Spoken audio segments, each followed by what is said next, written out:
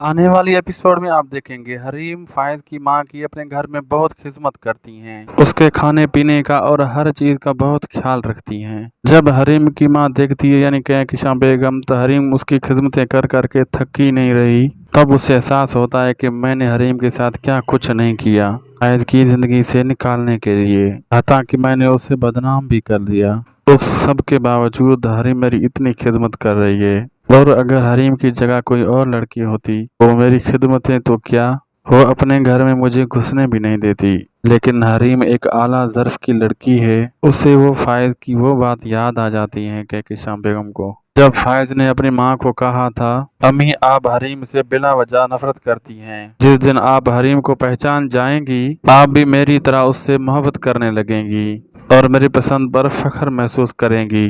आज फैज की माँ को एहसास हो जाता है फैज की एक एक बात सच थी, हरीम तो सच में हीरा है। इसीलिए फैज की माँ हरीम के पास जाती है और उसके सामने हाथ जोड़कर माफी मांगती है, प्लीज हरीम बेटा मुझे माफ कर दो, मैंने तुम्हारे साथ और फैज के साथ बहुत बुरा किया है। मैं एक नेक वाकिदार लड़की हो, मुझे यकीन है बेटा तुम मुझे माफ कर दोगी। अब मैं तुम्हें और फैज को दोनों को एक साथ देखना चाहती हूँ।